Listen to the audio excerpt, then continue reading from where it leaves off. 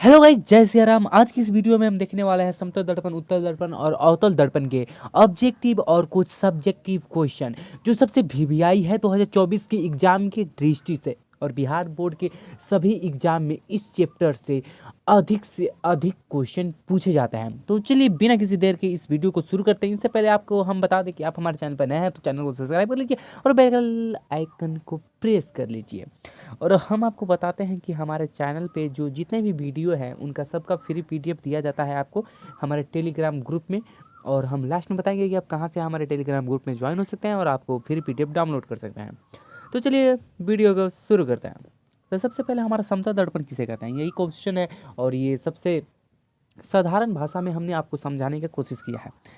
तो वैसा दर्पण जो किसी वास्तविक वस्तु का सीधा प्रतिबिंब बनाती है समतल दर्पण कहलाती है। यानी कि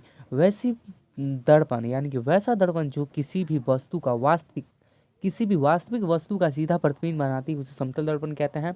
इसका डायग्राम पर चलते हैं। इसका डायग्राम आप देख सकते हैं। इसका डायग्राम यही है समतल दर्पण, और दर्पण का यही है समतल दर्पण जो आप देख रहे हैं, यही है समतल दर्पण। इसी प्रकार कुछ बनाया जाता है और हम समतल दर्पण की एक खासियत आपको बताते हैं।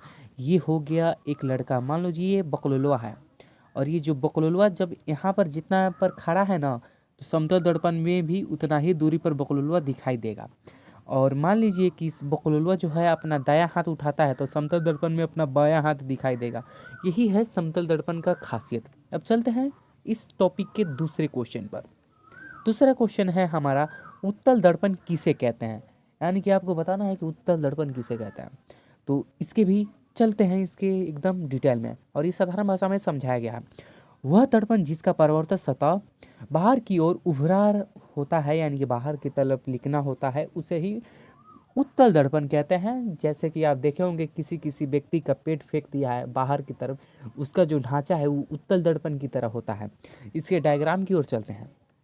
देख सकते हैं आप डायग्राम जो है ऐसा ही है और बीच से जो है उत्तल दर्पण का ये पेंट किया है, भूरा हुआ सतह है। और इसका ये खासियत है ना, ये किसी भी प्रकाश को एक बिंदु पर एकत्रित करता है। जैसे कि मान लीजिए ये प्रकाश कुंज से प्रकाश आ रही है, इसको कहाँ एकत्रित करेगा, एक बिंदु पर। इन सभी को एक बिंदु पर एकत्रित कर देगा, जिसके कारण इसका जो उपयोग है साइड मिरर में उपयोग किया जाता है। क्योंकि ये बड़ा सा एरिया को एक छोटा सा एरिया में कन्वर्ट कर हमको दिखाता है, जिसके कारण गाड़ी के जो है क्या बोलते हैं साइड मिरर है, इसमें उत्तल दर्पण का प्रयोग किया जाता है। चलिए इस टॉपिक के अगले क्वेश्चन की ओर बढ़ते हैं। अगला क्वेश्चन है अवतल दर्पण किसे कहते हैं। यानी कि इस टॉपिक का सबसे लास्ट सब्जेक्टिव क्वेश्चन है, अवतल दर्पण किसे कहते हैं। इसे भी साधारण भाषा में हमने समझाया कि जिस दर्पण का परावर्तक तल यानी कि परावर्तक सतह अंदर की तरह धंसा हुआ है उसे अवतल दर्पण कहते हैं। और इसका भी डायग्राम की ओर चलते हैं, क्योंकि सब्जेक्टिव में तो सबसे आसान है, इसमें कुछ नहीं रखा है और ये 5 नंबर में नहीं आता है, 2 नंबर में आ सकता है, तो आपको याद रखना है। अब इसका डायग्राम बहुत ज़रूरी है, आपको डायग्राम समझना है। ये देख रहे हैं ये अंदर की तरफ धंसा है और उत्तल दर्पण का जो डायग्राम था वो बाहर की तरफ धंसा हुआ था। ठीक है, तो चलिए अब इसकी खासियत करते हैं। ये किसी भी प्रकाश को फैलाता है। जैसे कि मान लीजिए एक बिंदु पर पूरा प्रकाश जो है घोटाया है तो इससे क्या करेगा, ये फैला देगा, ये पूरा फैला देगा प्रकाश को। और ये किसी भी छोटी सी वस्तु को बड़ा बना के दिखाता है, जिसके कारण इसका जो प्रयोग है वो हेडलाइट में किया जाता है, यानी कि अग्रदीप में किया जाता है। तो आपको तो पता ही होगा। अब चलते हैं इस चैप्टर के सबसे most important VVI question objective की तरफ। तो ऑब्जेक्टिव क्वेश्चन, वह गोलीय दर्पण जो बाहर की तरफ वक्रता लिखना होता है, यानी कि बाहर की तरफ लिखना होता है, उसे हम क्या कहते हैं, तो उसे हम लोग उत्तल दर्पण कहते हैं। आपका ऑप्शन सी एकदम राइट आंसर हो जाएगा। अगले क्वेश्चन की ओर बढ़ते हैं। लिखा है कि स्वर कुकर में उपयोग किया जाता है, यानी कि सोलर कुकर जो है उसमें उपयोग किया जाता है। किसका उपयोग होता है, तो उसमें भी आपका उत्तल दर्पण का उपयोग किया जाता है। ऑप्शन बी एकदम राइट आंसर हो जाएगा।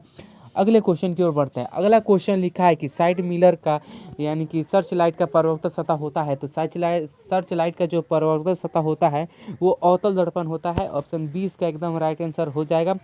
अगले क्वेश्चन की ओर बढ़ते हैं। लिखा है कि दाढ़ी बनाने में किसका उपयोग किया जाता है, और ये सबसे वीवीआई ऑब्जेक्टिव क्वेश्चन है और ये हर वर्ष आपको पूछा जाता है कि दाढ़ी बनाने में किसका उपयोग किया जाता है। तो दाढ़ी बनाने में आपका अवतल दर्पण का उपयोग किया जाता है। ऑप्शन सी इसका एकदम राइट आंसर हो जाएगा।